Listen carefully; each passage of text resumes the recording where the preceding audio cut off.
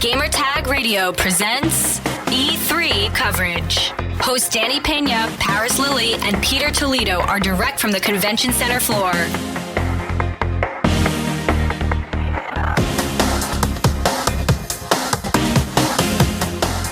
So I've got some pre-recorded demo footage. You have seen some of this, you have not. I'm just going to do a little walkthrough and we'll do some questions after that.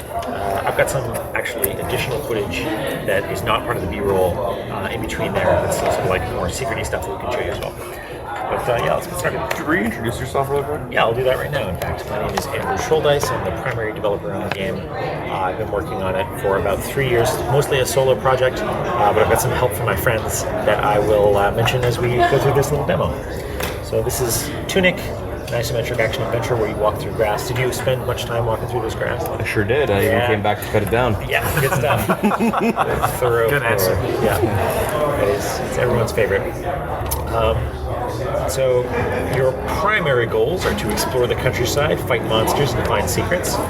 But in order to do that second one, fight monsters, we're going to need something to do it with, like a stick. And the way the inventory works is you hold down RB, and you pop open your inventory, and you can assign stuff to X or Y or B. I usually put my stick on X. Where did you put yours? X as well. Yeah, exactly, yeah. And you probably also checked to see if it was a real video game by smashing the pots. And then I rolled into the pots to see if they move. Yeah, you did all the right things. You probably discovered that you could hold down left trigger to do this targeting, the circle strafe. You may or may not have noticed that it tilts the camera when you do it, so you spot secrets sometimes. We saw a bunch of weird glyphs like this scattered around the world. And you probably thought that's nothing, not worth paying attention to. Continue to explore this ruined world. Ruined, lonely, full of secrets. The sort of game where the story, insofar as it exists, does not present itself super overtly. It's the sort of thing where you gotta, look in the cracks, look in the corners, piece together what's going on. The music you're hearing is by a guy named Terrence Lee from Seattle, Lifeformed. He did the music for the Double Fine documentary or Double Fine Adventure or whatever it's called, as well as the game Dust Force. This enemy, when you attack it, is just going to retaliate, so you need to use a combat dodge, which is on A, in order to get it out of the way and land hits without taking too many yourself. Combat dodge just keeps you super nimble like this.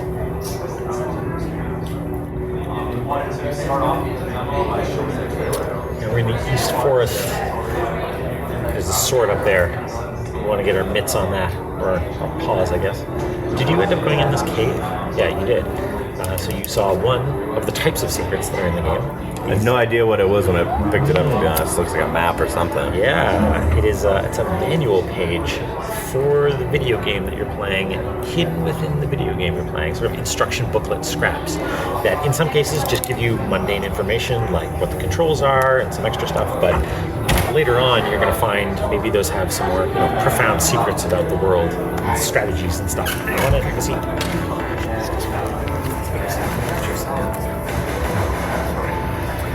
So there's a checkpoint system, hit that checkpoint, it's going to respawn you there should you, die to some terrible beast. Probably not this guy, not so terrible. Structurally, the world is not, we keep the demo sort of linear, but the actual game branches a fair bit. It's sort of an open world where you can, I'm going to go left instead of right. And we try to make sure that people feel that they can, they're actually exploring when they travel. But you might find, maybe if you went right there, that you started encountering monsters that you did not feel ready for. These are doing too much damage. I'm not doing enough damage to them. So either you can soldier on with just your stick and you're going to have maybe a more challenging time, or you can explore and see if you can, find this sword and make things a little bit easier on yourself. When I'm doing playtesting, I want to make sure that everything is at least accomplishable with just the sword, maybe even with just the stick. So it's technically possible. You can do it if you're hardcore, basically. But if you're thorough and you want to, look in all the corners, you're gonna maybe get an advantage. So sword, chop down bushes, sort of traditional video game gating that we put in place just for the demo to make sure people go and get that sword. But again, maybe if you found your way past those bushes, equipped with just your stick, good luck. But you can do it. I believe in you.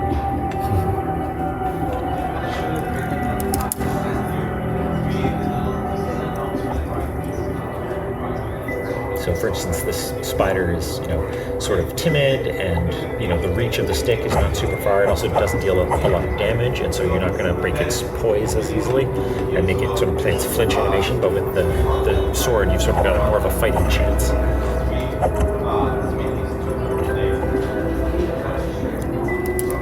But we're missing an important part of this combat puzzle.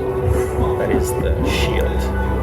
The shield is on right trigger, and so you have this sort of directional defense thing. It can only take so many hits before you need to worry about just taking a breather and letting your stamina refill.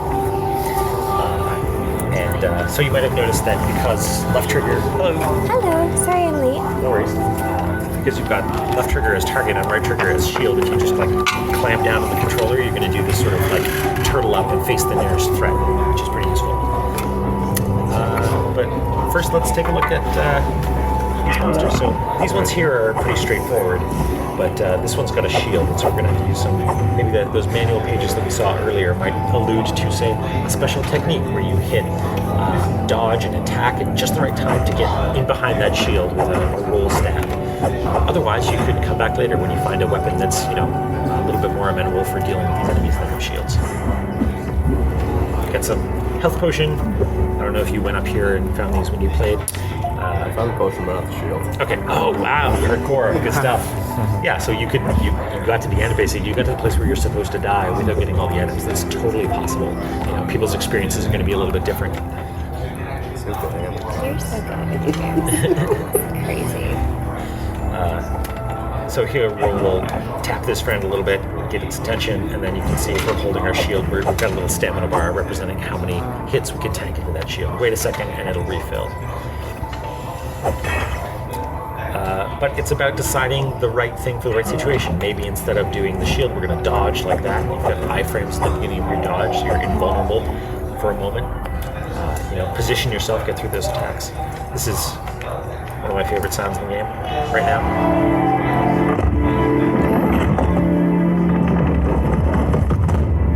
So that's by my friend Kevin. Yeah. Yeah, Kevin. Yeah. Kevin's doing Good job, Kevin. Kevin's doing the audio design for this game and a number of other games actually. Yes, I run Power Up Audio in Vancouver, Oh, and we're an indie sound house with sound effects and music and voiceover for a variety of games. So also on the showcase floor, actually, Super Meat Boy Forever. yeah. Recently we did Celeste and Into the Breach. Further back, Crypt of the Necrodancer, Darkest Dungeons, a bunch of indie stuff. So how did you guys connect? He reached out to you? Did you reach out to him? Through a friend. Yeah, I mean Marlon.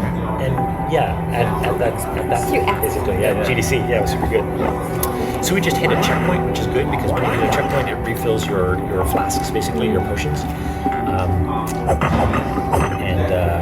We've scattered these potions a little bit more liberally in the demo to help people along. But now we've got 2, so we're probably ready for this next room, which is like the sort of final exam of the demo. I guess equip the potion through the face buttons. Yep, pop it up there. You can actually use it with A in the menu. I might change that, but you can in this demo. So this is check to see, do you understand how the targeting works? Do you know how to dodge and attack and use your shield? I'm sure you had no trouble. I played pretty aggressively, I'll be honest. Okay, good. Yeah, you didn't have a shield. You have to. No defense. And then at the end, as we found out, we want to let people know that there's more to it than just these little enemies. Sometimes you find yourself in situations where you're facing odds that are definitely not in your favor.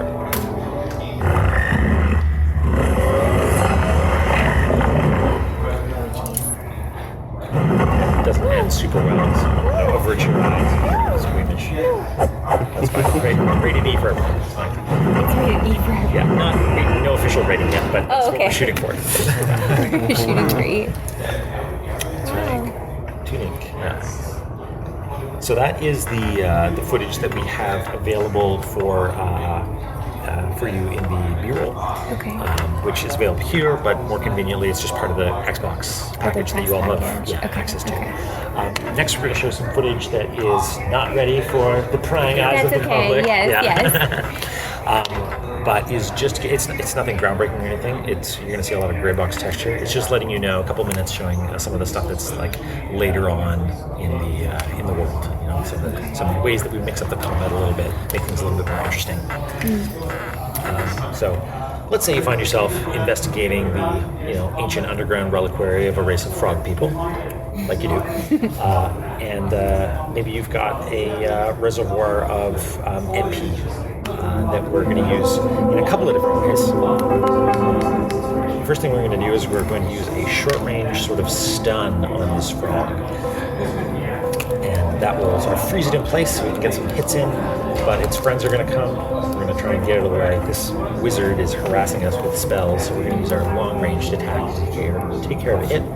But because both those items draw from the same, basically, MP pool, we need to use it judiciously, and sometimes we want to, use the environment, like bait them into exploding some barrels so we can soften them up before finishing them off.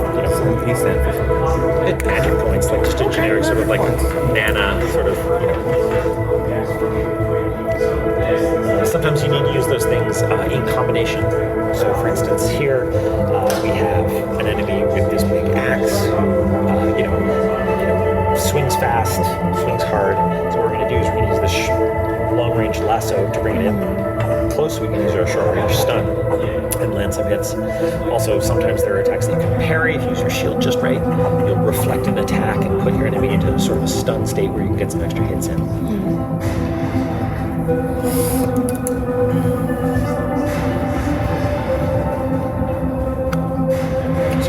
So, moment-to-moment decision-making in combat, as well as which items you're going to bring into a fight, is sort of important. But it's not entirely combat. Sometimes you're going to find yourself, exploring a wizard's tower and investigating their library in the hopes of answering some questions to some secrets. But instead you find a robot coffee table.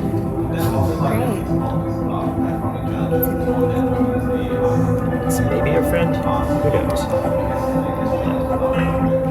Here's an example of extremely handsome gray box default texture.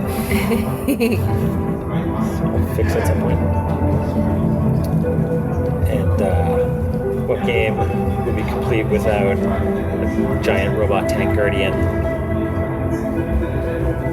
Ancient forces beyond comprehension, defending powerful relics that no mortal fox was ever meant to find.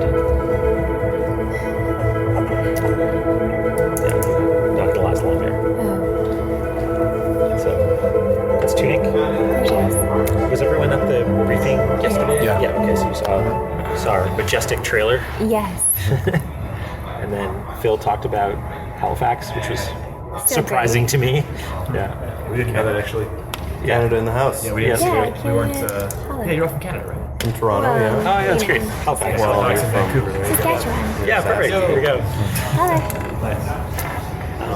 Yeah, so we didn't see his rehearsal at all, so that was our first time seeing it, like what happened. So great. But we didn't even know when the game was going on, actually. We had a gist, but not a solid idea. And then afterwards, when you mentioned Phil's mentioned, just like, Halifax. Like, what? Okay. Yeah. All right, that's me. It's you. It's so exciting. Will I be able to talk to you on camera about the game for a TV show in Canada? Oh, yeah. How do we want to handle this? Do we want to do that now, or do we have If you questions? if you guys have questions, so good. Yeah, how you guys came up with a concept of Fox? Yeah, that's what I was wondering. Like what was the creative thought process? Yeah. Like, how'd you come up with it? What made you decide, like, I'm gonna do this on my own, more or less? Sure. Yeah. That's Creative, background kind of. That's a big question. So I worked in games for a while, making sort of casual hidden object games, and it was like kind of fun, but not super fulfilling. And so I did some stuff on the side, like game jam games, like Ludum Dare, that sort of thing, and really enjoyed it. And they did pretty well, and I had fun. And people started asking me, when are you gonna make a real video game? And I was like, one day. And that, I don't know. Then I turned 30 and was like, well, one day one day is not going to be a day anymore. I'm just going to have spent my entire life making hidden object games. So I thought if I don't do it now, I'm just going to, have a lifetime of regret. Yeah. So I did it, and it was, it was risky, but now here we are. Phil saying callbacks on stage. How many years Pretty later? big. How long have you been doing this? I'm 33 now, so Okay, a little over 3 years. Okay. Do you have a date you're looking to hit, and anything about like Game Pass? No, we don't have anything to say about Game Pass in particular. As far as release window, we're looking at like at least a year from now, that sort of thing. Okay. Yeah. Nothing solid. You'll know more when we're within the sort of 12-month range. Console only? What's that? Console only? It is a Xbox console launch exclusive. Yeah.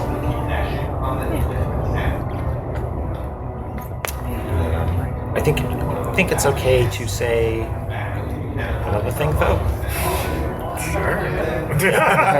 That the part that is not console. Yeah. Okay. It's on Steam. Okay. Simultaneously. Wishlist is now on Steam, but I highly recommend playing it with a controller. If you're gonna play with a controller, you might as well play it on a console. Yeah. If you're gonna play it on a console, you're gonna be playing it on Xbox. True. That's true. I disagree with me, but it's fine. Yeah, it has this like Link to the Past vibe. Yeah. Sure. Yeah. I like that. Yeah. We definitely get a lot of like, hey, it's like Zelda, but there's a fox, which is totally understandable for sure.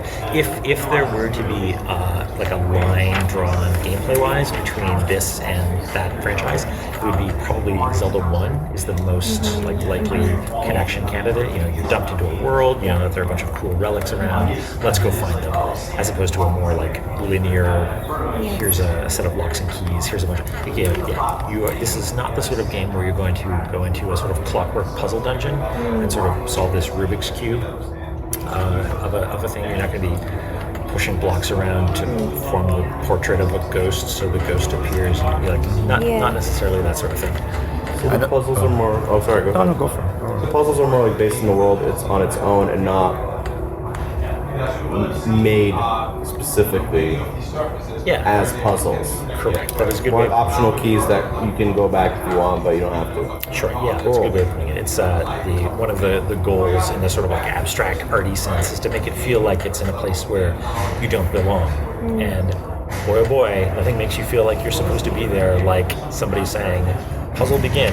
You did it. Da da da da da da. Here, have a prize. Please proceed to room 2 and solve that puzzle." Yeah. So it's less that, and it's more like, yes, this is a ruined place that used to be majestic, and what happened here exactly? Oh no, there are giant monsters to fight. Yeah, you started with was it like the stick? Yeah. And then eventually you found the sword. So should I just throw away the stick and just stick with the sword, or just change it up in certain things? In that case in particular, the sword is mostly objectively better than the stick. However, I think the stick maybe comes out slightly faster, but the attack might appear slightly faster, and you can land more hits faster with the stick. And also the recovery time might be shorter. So those are like extremely subtle technical differences, but you're going to be doing way less damage with just the stick. So And probably worth mentioning as well is that the demo, the playable demo in the showcase, and also just this playthrough here, this represents something of kind of a diminution of the time playing the actual game. It's just to give a general linear idea of what it feels like to explore stuff. So we had the stick for all of the components here, but playing the game for real, we had the stick for more than a 2 while minutes. longer. Okay. It's certainly. It's sort of condensed. So inspired by, is it fair to say it's inspired by games like Zelda then, or is that not accurate? That is fair. Okay, any other games that got like a maybe you Bastion drew from? vibe. Yeah, because the isometric looks totally that, and Monument Valley was definitely like Yes, on my for mind sure. early on. Where I was like, isometric is super cool looking. On that note, Bastion is, in my opinion, one of the best sounding indie games of all time. Yes, I So, agree. as a guy working in sound, it's kind of what I'm aiming for all the time. Yeah. So it's fair to say it's inspired by Zelda, that's the to some degree. Yeah, for sure, and a bunch of other things like people. Yeah, They kind of seep into your subconscious while you've been playing games, right? Like things you love, you just pick up. yeah, exactly. It's really like everything. It's a synthesis of everything that I've ever played, basically. But those things definitely are at the front. Working on the sound, how was it like to pick like the right sound effect for the game? So do you guys we're still, collab? like, really early. So when he's like, "Here's one of the best sounds in the game," like it's not a very large pool to choose from right now. Okay, that's not But, true. yeah, I mean, as far as like creative direction on sound, it comes down to kind of saying what's happening visually in gameplay and how we kind of find parallels in sound to match that. So with kind of how soft the visuals are and everything's kind of bouncing kind of cute, we don't want any hard edges, we don't want any jarring starts unless it's for gameplay reasons, like for design reasons. If there's like tailouts, it should be smooth, the whole ASMR thing, right? Like it should be, in general, there's a lot of curves in the sound. So things like when you hit something, it was like it's kind of hit, as it was like and that's more of a cartoony kind of like sock in the face kind of punch, right? We don't want that. That's not what this is. That's like a Cuphead. Yes, for sure. But this game is not Cuphead.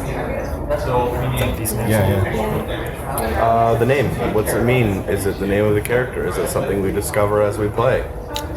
It is not necessarily the name of the character. That's not the case. Whereas discovering something along the way, yeah, I think it's safe to say that there's, again, it's a light touch with the story, but people who want to investigate a little bit might start to understand why we picked this name as you go. It used to be called something else a while ago, but Can you say what that was? Or? yeah, it was called Secret Legend, which is a terrible, terrible name. It's hard to stand out with a name like Yeah, that was the problem. Yeah. It's too long. Yeah. Right. It was just the project name, and it did not stick in people's heads at all. So this is short, it's snappy, it's kind of cute, it's fun to say, and yeah, there may be some secret reasons why it's sort of appropriate. It took you a while for the change? Yeah, it was a long time. There was it's hard to say exactly how long it took hour-wise, but definitely by the time we decided, there was a document that was about a year old called Secret Legend is a Bad Name, and it just had pages and pages and pages of terrible suggestions. And eventually we were pouring through it. It was the name change became official at E3 last year. And we were just like, we need to decide what this is going to be. And we saw Tunic, and we're like, actually, that's not terrible. Yeah, let's do that. And then realized, oh yeah, this actually could be really appropriate in some ways. Let's do it. Yeah. So you said it's going to be discovered. Is it discovered through the game, or is it discovered through like the hardcore fans that know about the game's development? Oh, it is. Or is it something that someone who like knows nothing about it until the day it comes out and just plays the game? Oh yeah, it's not some like meta secret or anything. Okay, Like that. I didn't know if it was like okay. No, it's not my middle name or anything Okay. like that. That just like exists outside the game. Micah just wants to know if you can find an achievement for it somewhere in the game. Achievements come last. Okay. Fortunately for me, that's like step 300 of 301. Devs never have anything to say about the achievement. Okay, alright. It's true. I haven't really thought much about that at all. That's literally true. Yes. How was it seeing your game on the big screen during the press conference? Super weird. Yeah, it was. I don't know if we mentioned this before, but we did not know. Yeah, we did. We were Canadians, right? Yeah. We talked about this already. Yeah, didn't know when it was going to happen, that he was going to mention it. It was So, I mean, it was landing in Los Angeles, like taxiing in, being like, wow, it's hot here. Oh boy, I'm in what am I doing? It was, it all sort of hit at once. It was super exciting. So amazing.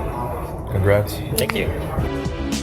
Send us your feedback or questions. Give us a call at 786-273-7GTR. Email us at fanmail@gamertagradio.com or leave a message on speakpipe.com/gamertagradio.